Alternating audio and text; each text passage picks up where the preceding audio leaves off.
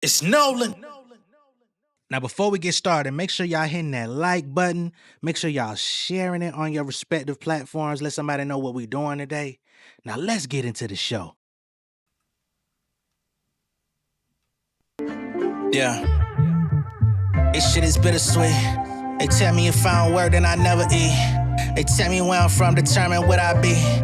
And I just wanna know, with certain days I can't get out of bed. Bloodshed, debilitating, think of all the drama the world facing. This shit is Satan, got my mind drifting. Is religion really the answer? Is man really the fall of the earth? Are we the cancer? Do we kill ourselves? Living in places where the villains dwell. The infidels splitting shells, but nobody tells. Our family members start to perish, we don't get the cherish. By 21, you get the feeling like a fucking terrorist. Scoffing at marriage, impairing vision. Following niggas fresh out of prison, our life is an exhibition. Enticing me on some murder, invite me to cop a burner. Streets driving kids crazy before they obtain their learners. Permission to fire. Living with priors, no jobs, we sing to the choir. Fans admire, they acquire, conditions are dire. Selling our souls to the biggest buyer. Tap dancing on television for that money wire.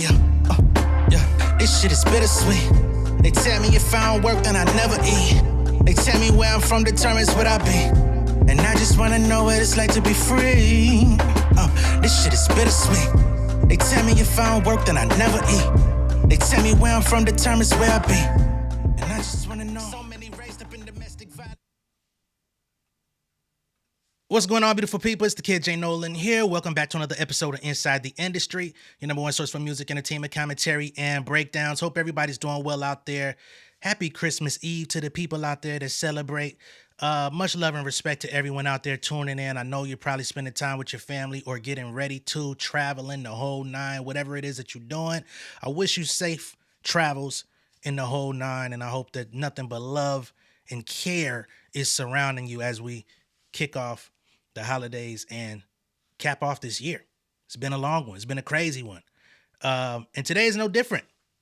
So getting into this video, we're going to be talking about Joe Budden and his response to Nicki Minaj doing the interview with Erica Kirk at Turning Point USA. Now, y'all know, for the past few years, Joe Budden has been a so-called honorary barb, okay?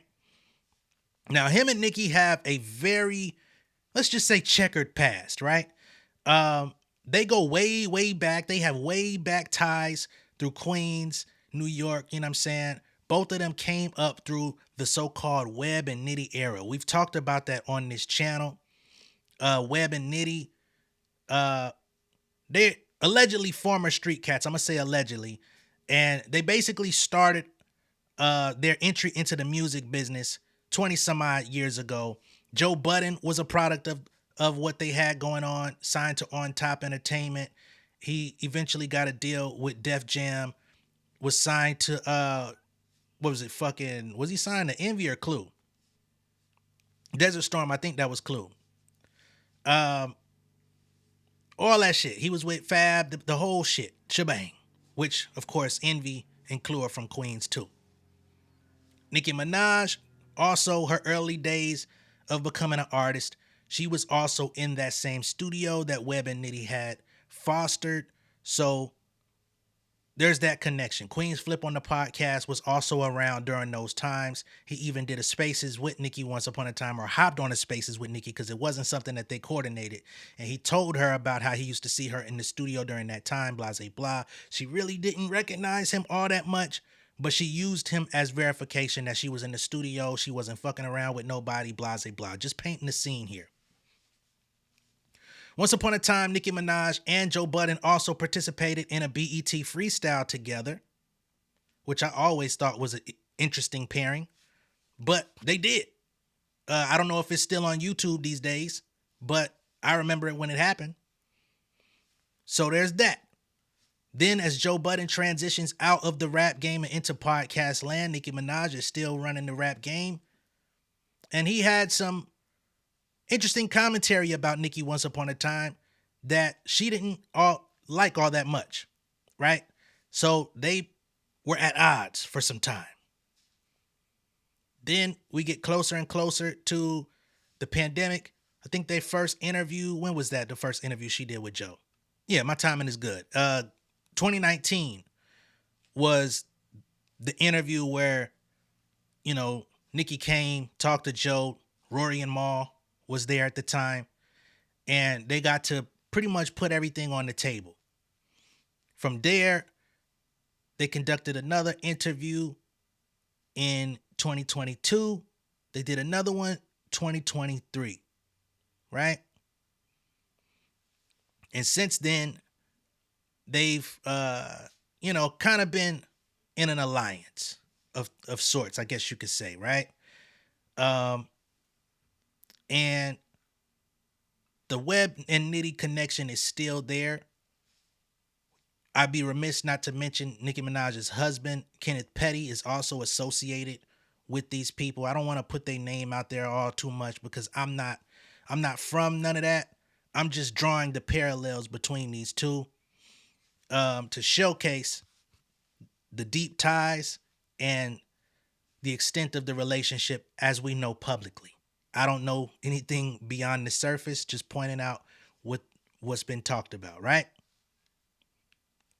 So, as Nicki has been going through her bumps and bruises these last couple of years, and you can say bumps and bruises, some others would say she ain't taking no lumps, she ain't taking no L's, right? I ain't got nothing to do with that. Feel how you want to feel. If you love Nicki, hey man, you a special kind, especially today. But nonetheless, we'll see if she continues to fuck with you because she's actually been out here doing her best to get rid of some of y'all. Anyway, they've had their alliance. He's been speaking highly of her on the podcast. He hardly ever holds her feet to the fire. So many other people he speaks about unfiltered. Nicki, he refuses to do so, and he always says he's pussy whenever her name comes up. And as of today, he has now said, I can't support you no farther. I can't, this is where I jump off. Jump off. Anyway, he also says, don't call me. I don't want to get no calls, no texts about this. This is the end of the road. So he is actually denouncing his so-called status as a barb. He's taken back his support from Nicki for the moment and hopping off the train. Now, what I find to be so interesting about this is that it literally took for her to sit down at the Turning Point USA America Fest and literally come out and blatantly endorse Trump, JD Vance, and the whole nine in order for him to see the writing on the wall. I mean, it wasn't enough with the FBI Trump shit, right? That wasn't enough. Her being recruited to go speak at the United Nations. She wasn't recruited by nobody but the MAGA folks. She been doing this MAGA shit for months now. Things he had been mostly avoiding talking about and tiptoeing around. But now it's, I can't do it no more. I can't go any further. I'm hopping out the car. You about to go kill somebody. Nigga, we told you we was about to go do this. We told you this shit, matter of fact, 2 weeks ago. That's why we went and we bought the gun. We bought the bullets. We gave you a bulletproof vest before we left the house. We told you we were finna go murder that nigga. And now, right before we get to the nigga house, y'all ain't tell me all this, man. I got to go. Come on, man. So let me go ahead and get to the audio. You know I can't play Joe Budden's videos because they claim it, but I'll play the audio. Hopefully they don't fuck me over with this shit. Where he says it out his own mouth that he's done. I will knock. Nicki Minaj. Come on. Let's get right to it. Yeah, let's do it. Nicki Minaj, Turning Point USA. She went out there. By now, you've seen it. I got a bunch of phone calls about it. I bet. I'm out. I'm done. That was it. Sorry. I'm gone. I'm gone. That's it. The last dance. That was the last candle on the cake for me. Sorry. Sorry, Barbs. Sorry, Nick. Don't call me. Don't text me. It is what it is. Sometimes how y'all move around out there does have an effect on how I view you, and this was one of them things. I'd be a fool to think that you didn't consider that before you did it. I'm sure. Which just says to me that you really don't give a fuck. I'm even more baffled. I don't even know how much of this conversation I could have. But they're so anti-transgender, which is confusing to me because I've been to the Nicki concert. That's the thing that fucks me up. I'm so confused by so much of what was said on that stage. Yeah, I watched the whole thing, hoping that maybe it was going to be Context. impartial or there was a reason, but she was just echoing a lot of the shit that you would expect to be echoed. I remember highly disappointing. Oh, Same. Extremely disappointed. I'm not disappointed. Very, very anti-black of you. Very anti-black of you. Let's just call shit what it is. You were saying? Oh no! I'm not disappointed just because I've come to expect had no it. expectation. Yeah, or I expected that. Unfortunately, I remember when I first criticized Nicki a couple months ago, and I said she's doing these MAGA talking points. She sounded like a MAGA person, and the Barbs came after me like, "Why are you saying she's MAGA just because she cares about X, Y, and Z?"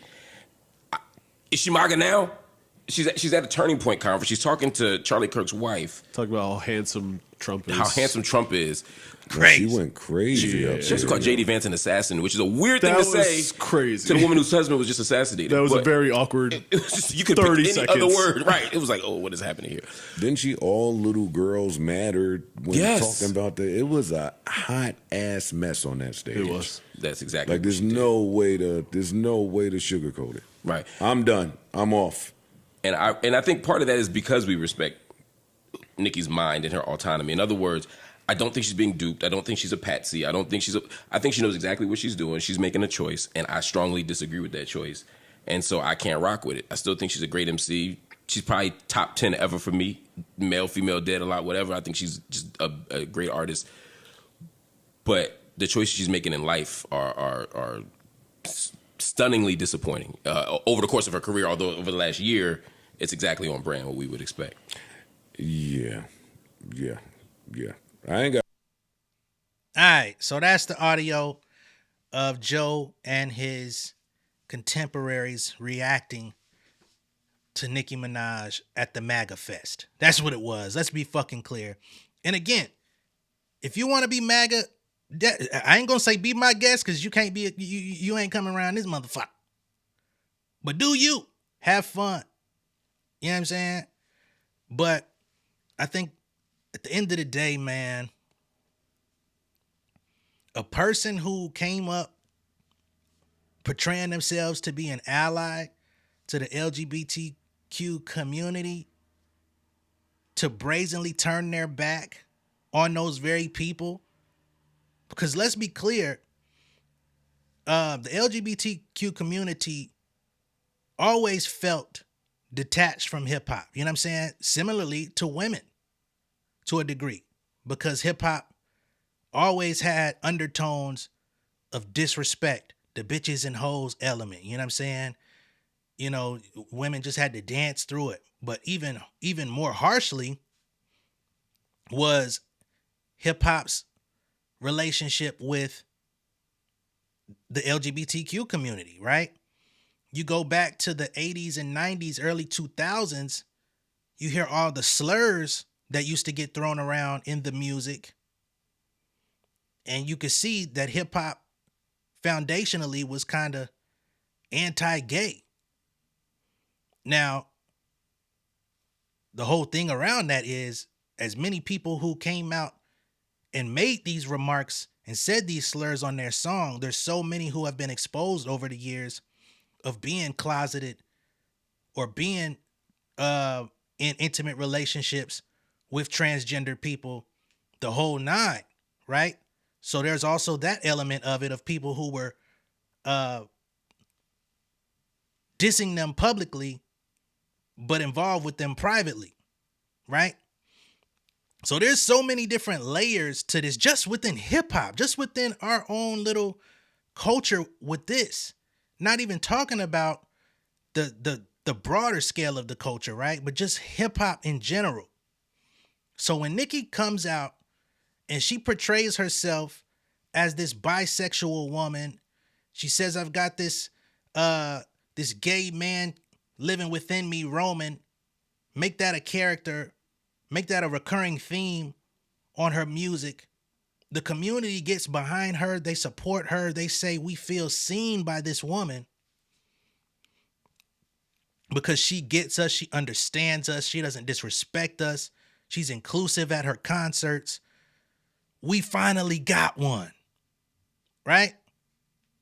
That's been one of the driving forces of her career. Even when her music wasn't always great, they held her up.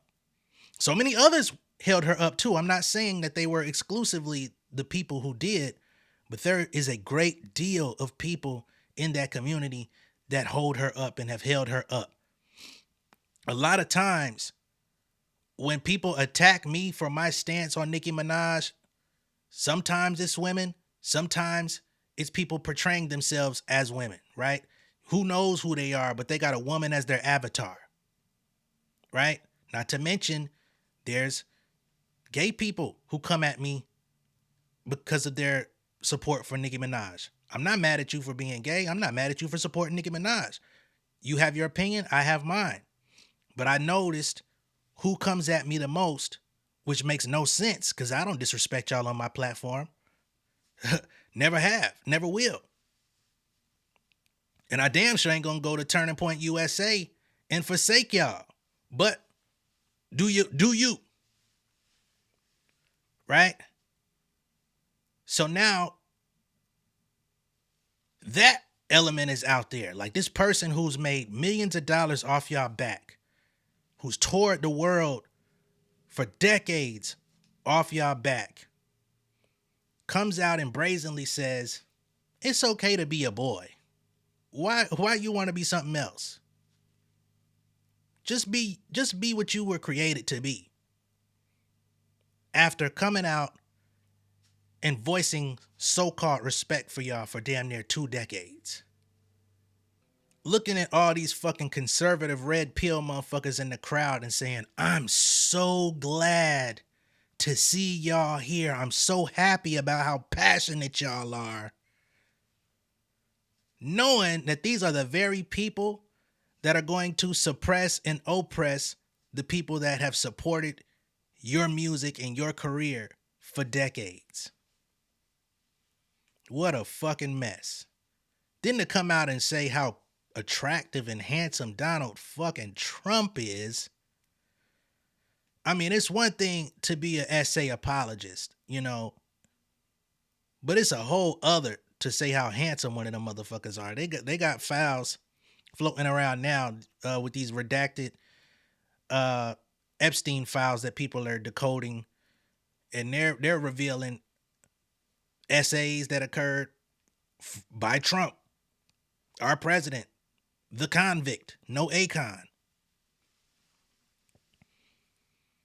I just swear we living in a motherfucking, I don't even know if this is an exhibition or if somebody came and just turned Earth into a whole nother planet and we just never realized it. Like if we all just got teleported to some other fucking universe or something. I don't know what the hell's going on, but good goddamn it, I'm tired. And on the other hand, Nicki Minaj has been on Twitter, you know, retweeting her fans who are still going hard, talking about, oh, she's gained this amount of followers, she's gaining this amount of listeners, she's the fastest growing hip hop artist in the game right now, based on coming off of the interview she did with these motherfuckers, which falls directly in line with what I was saying the other day. I feel like she's used her base. She's used her base to maximum capacity, right? So Pink Friday 2, the 228,000 album sales first week that were counted. You know, she's still a big artist on the decline, musically been declining. She's even acknowledged that. So, you know, what's so funny to me is when I said that album wasn't good and so many of her fans jumped on my head. But then as she's been making this so-called new album that's supposed to drop in March, she's talking about how she feels so reinvigorated with music. I'm making the best music in a while, coming out of a slump and all of this shit, which I could have swore she was in a slump going into Pink Friday too as well. Could have swore she did a whole live with Drake talking about how she was in a slump then. So it seems to me like the last few albums been a slump. But anyway, the people are going to say that I'm smearing her or doing a hit piece. But it feels to me like, man, I need to assert my dominance. How can I assert my dominance in a way? And of course, this is coming off of Cardi B. You know, she taunted Cardi for not hitting that 228 or what have you, which was crazy. But I still think it was a little bit too close for her comfort in real life, which is where a lot of this is coming from. Like, who else can I exploit to become bigger? I've exploited these people to the fucking bone.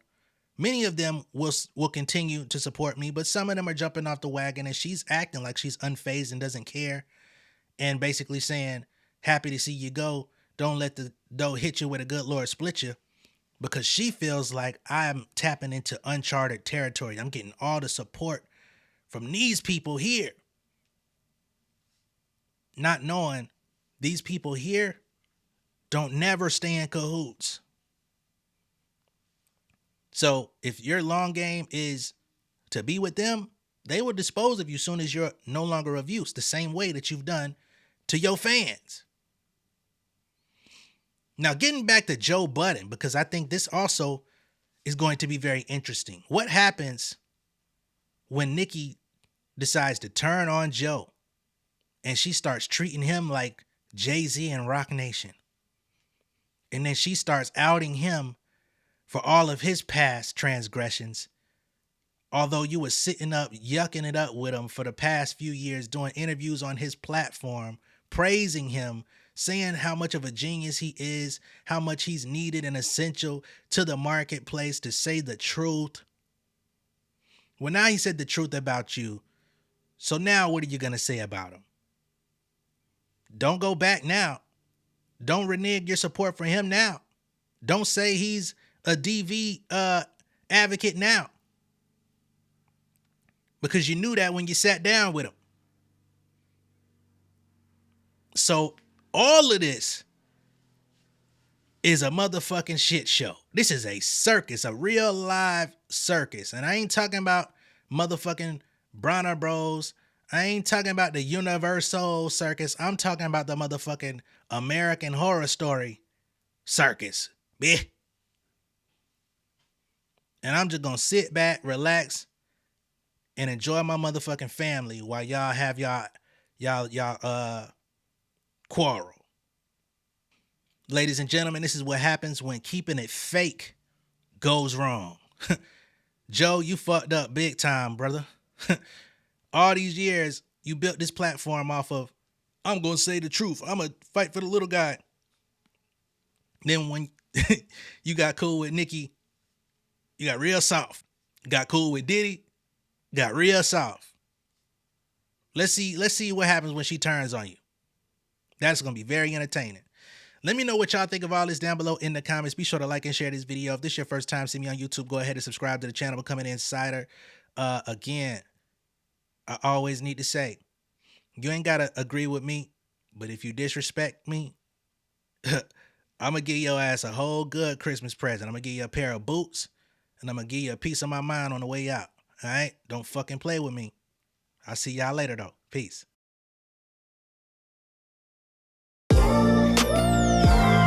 Yeah, family over fame in this bitch, yeah. The glory of living righteous is setting in. My street knowledge and education's a perfect blend. Young mogul, independent, I've been setting trends. The first one from my family to be faithfully wed. Fuck niggas and the horses that they riding on. I see this shit from all angles like a polygon. I'll never politic and the drama be piling on. Father and great son acknowledged like I'm Bobby Bonds.